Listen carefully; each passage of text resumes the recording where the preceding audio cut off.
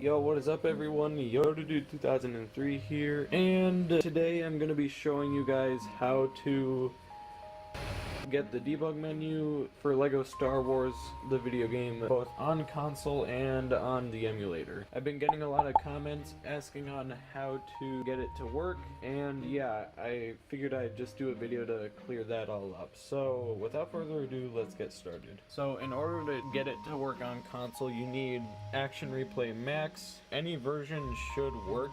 I think I have probably one of the later versions, but yeah. As long as it has the built-in master code for LEGO Star Wars the video game, you should be good. Or you could look up the master code online. But yeah, what's most important is that you have a copy of the original release of the game for the PS2, because otherwise the Action Replay won't work at all, because there's no existing master code for the Greatest Hits edition. So you need to go ahead and put the Action Replay into the PS2, and we'll wait for that to load up. So yeah, you should see this loading up, and I have my code pulled up here. And yeah, we're gonna go ahead and swap the disk now. We're gonna set that down,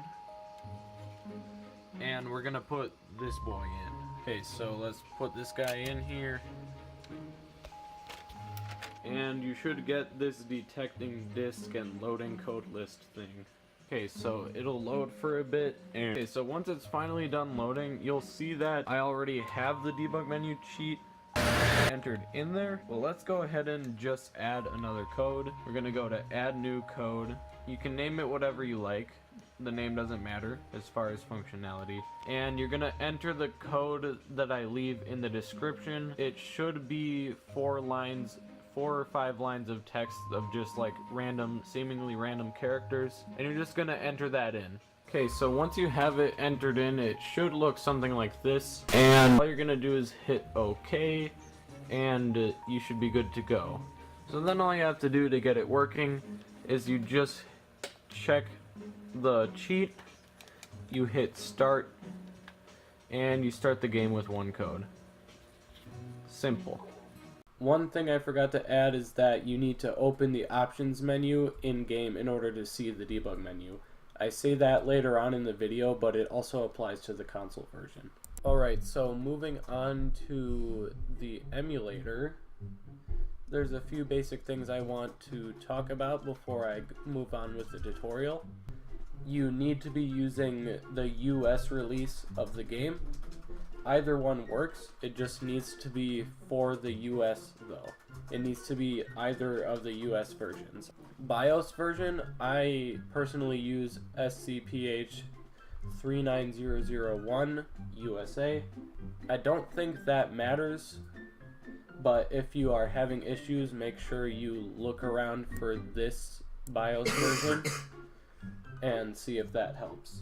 I will leave the download link in the description for the cheats once again, and you'll just download those into your downloads folder wherever you want.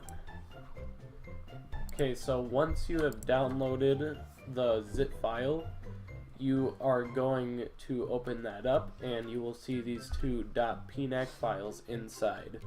Now, these file names are important. Do not change them, otherwise the cheats will not work.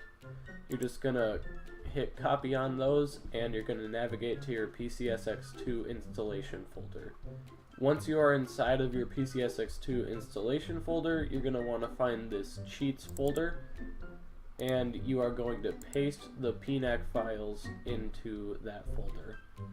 Now, once you have that done, you're gonna open up the emulator, and you're gonna go to System and make sure you have enabled cheats ticked. Once you have the game loaded up, you can simply go to the options menu to access the debug menu. One more thing, please don't leave comments asking me to help you with basic software issues. Google is a thing, please use it. So yeah, that pretty much wraps up this video. Bye.